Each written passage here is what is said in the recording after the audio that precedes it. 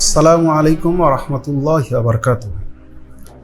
আলহামদুলিল্লাহি ওয়াহদা ওয়াসসালাতু ওয়াসসালামু আলা মান লা নাবিয়্যা বা'দা। আলহামদুলিল্লাহ, সমস্ত প্রশংসা মহান আল্লাহ তাআলার জন্য, যিনি আমাদেরকে মানুষ হিসেবে সৃষ্টি করেছেন এবং তার সৃষ্টি জগতের যত প্রাণী বা জীব রয়েছে সকলের প্রতি বা সকলের উপর মানুষের প্রভাব তিনি সৃষ্টি করে দিয়েছেন। তো এই চতুষ্পদ জন্তু, বিশেষ করে যেগুলোকে আমরা অবলা প্রাণী হিসেবে মনে করি, এদের সাথে ইসলাম কী ধরনের আচরণ করতে বলেছে এবং আমরা আজকে জানব কিছু আশ্চর্যজনক বিষয়, যা শুনলে আশ্চর্য হওয়াটাই স্বাভাবিক, যে অবলা প্রাণীদের বিচার করা হয়েছে বিভিন্ন সময়ে এবং ইউরোপিয়ান বিচারের কাঠগড়ায় এই বিচারগুলো হয়েছে। আমরা সে সম্পর্কে জানব। উল্লেখ্য যে মধ্যযুগে ইউরোপিয়ান জনগণ কর্তৃক প্রাণীদের বেশ কয়েকটি বিচার সম্যক প্রসিদ্ধি লাভ করেছিল। এর মধ্যে সবচেয়ে প্রসিদ্ধ এবং বিরল বিচার ছিল যে পঞ্চদশ শতাব্দীতে ফ্রান্সের অটান শহরে আয়োজিত ইঁদুরের বিচার। তাদের বিরুদ্ধে অভিযোগ ছিল তারা এ জনপদের রাস্তাঘাটে এমনভাবে জড়ো হতো যে মানুষের কাছে বিরক্তিকর মনে হতো এবং তাদের আরাম আয়েসে বিঘ্ন ঘটত। তাদের পক্ষে সাফাই গাওয়ার জন্য ছিলেন ফ্রান্সের আইনজীবী শাসানিয়া। তিনি তাদের নির্দোষ প্রমাণের চেষ্টায় সামনে অগ্রসর হন এবং আপাতত এ মামলা মুলতবি রাখার আবেদন করেন।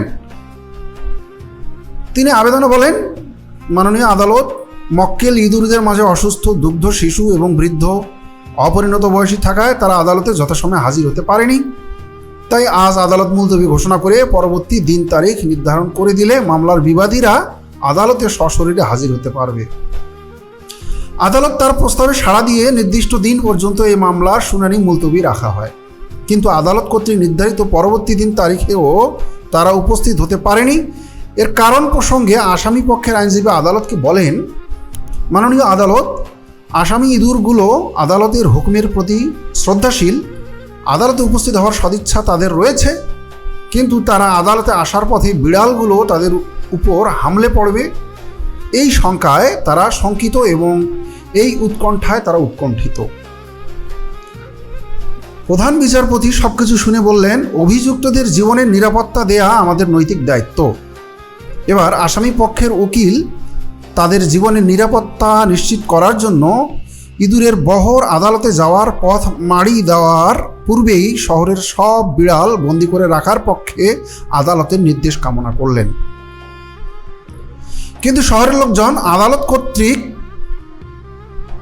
এ ধরনের নির্দেশ বাস্তবায়নে ঘোর আপত্তি জানালো এবং তা জোরালোভাবে প্রত্যাখ্যান করল।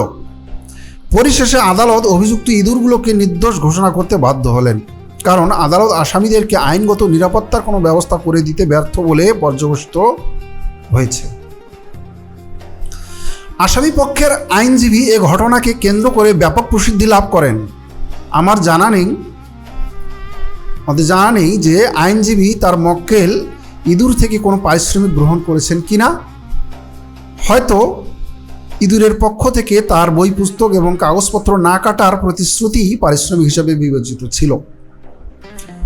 মধ্যযুগে জীবজন্তুর বিচার সংক্রান্ত সবচেয়ে অভিনব বিচার ছিল ডিম দেয়া মুরগির বিচার। সুইজারল্যান্ডের বেসেল শহরে 1474 খ্রিস্টাব্দে একটি মুরগি ডিম দেওয়ার অপরাধে তার বিরুদ্ধে অভিযোগ উত্থাপন করা হয়, কারণ ইউরোপিয়ানদের প্রথা অনুযায়ী এটি একটি জঘন্য অপরাধ বলে বিবেচিত হয়েছিল।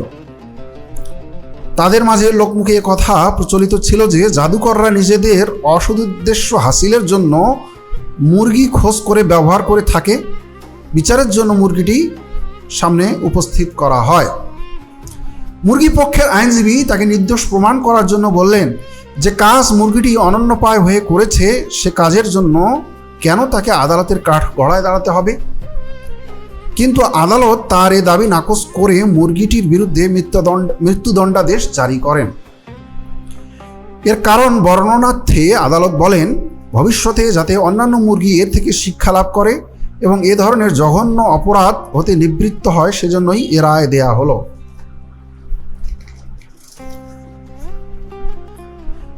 1495 খ্রিস্টাব্দে ফ্রান্সে জীবজন্তুর বিচার সংক্রান্ত আরেকটি চাঞ্চল্যকর ঘটনা ঘটে। সেন্ট জুলিয়েন প্রদেশে আঙ্গুর ক্ষেতের মালিকরা পোকার বিরুদ্ধে অভিযোগ দায়ের করে। পোকাগুলো তাদের আঙ্গুর ফল, গাছ গাছালি, শিল্প ব্যবসা সবকিছু বিনষ্ট করে ফেলেছে এবং সবকিছু সমূলে ধ্বংস করে দিয়েছে। এই অভিযোগে বিরুদ্ধে পোকাগুলোর পক্ষে আইনি লড়াইয়ের জন্য দুজন বড় বড় আইনজীবী দাঁড়িয়ে যান। 40 বছর যাবৎ এই মামলা সুরাহা ছাড়াই অব্যাহত থাকে। মামলার রায় এতটা বিলম্বিত হওয়ায় আঙ্গুর ক্ষেতের মালিকরা বিরক্তি প্রকাশ করেন।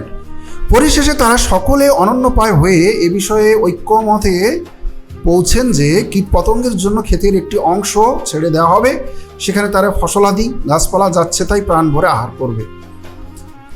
এগুলো হলো জীবজন্তুর ব্যাপারে আমাদের সভ্যতার এবং অন্যান্য জাতিগোষ্ঠীর অবস্থানের মাঝে একটি চমৎকার তুলনামূলক আলোচনা, যেখানে আমাদের সভ্যতা বলে যে জীবজন্তুর বিচারের কোনো সুযোগ নেই এবং জীবজন্তুর যত্ন নেওয়ার লক্ষ্যে এবং অসুস্থ হলে চিকিৎসার জন্য আর কর্মক্ষম এবং বার্ধক্যে উপনীত হলে তার জীবিকার নিশ্চয়তার জন্য সামাজিক সংস্থা গড়ে তোলা, এগুলো আমাদের সভ্যতা বা সংস্কৃতির মধ্যে নেই। কারণ 1300 বছর পূর্বে এই যে আধুনিক সভ্যতার আওয়াজের পূর্বেই আমাদের সভ্যতা জীবজন্তুর অপরাধমূলক দায়ভার অপসারণের ঘোষণা দিয়েছে। আবার ইউরোপিয়ান ও রোমানদের নিকট জীবজন্তুর পরস্পরের মাঝে যে ধরনের নিষ্ঠুরতা এবং পরস্পরের বিরুদ্ধে উত্তেজিত করার যে দৃশ্য সরকারিভাবে স্বীকৃত ছিল, আমাদের ইসলামী সভ্যতা এ ধরনের নিষ্ঠুরতা ও নির্মমতা থেকে যোজন যোজন নিরাপদ দূরত্ব বজায় রেখেছে। বর্তমানেও স্পেনে সরকারিভাবে ষাঁড়ের লড়াইয়ের জন্য বর্ণাঢ্য আয়োজনের ব্যবস্থা করা হয়, অথচ নিঃসন্দেহে এ ধরনের ষাঁড়ের লড়াই এবং প্রতিযোগিতা মধ্যযুগীয় বর্বরতা এবং প্রাচীন পাশ্চাত্য সমাজের নিষ্ঠুরতারই অংশবিশেষ। আমাদের সভ্যতায় এ ধরনের বর্বরতা এবং নিষ্ঠুরতা মুক্ত। বরং রাসূল সাল্লাল্লাহু আলাইহি সাল্লাম থেকে শুরু করে খোলাফায়ে রাশিদিন বা সাহাবী এবং তাবেঈন এবং পরবর্তী যুগের যারা সালিহ বা নেককার মুসলিমগণ ছিলেন, তাদের ভুরি ভুরি উদাহরণ আমরা দিতে পারি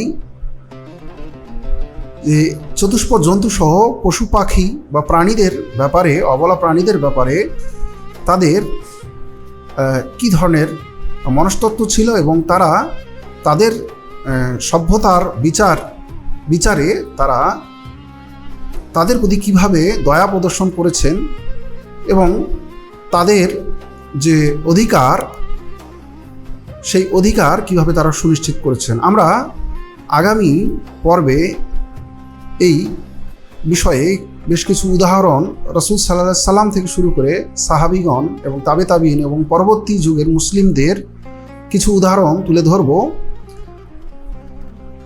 জীবে বা প্রাণীদের প্রতি, অবলা প্রাণীদের প্রতি তাদের দয়া এবং তাদের অধিকার রক্ষায় তাদের যে কর্তব্য বা দায়িত্ব পালন সম্পর্কে। আশা করি সেই ভিডিওটিতে আপনারা চোখ রাখবেন। আজকে এ পর্যন্তই। আসসালামু আলাইকুম ওয়া রাহমাতুল্লাহি ওয়া বারাকাতুহু।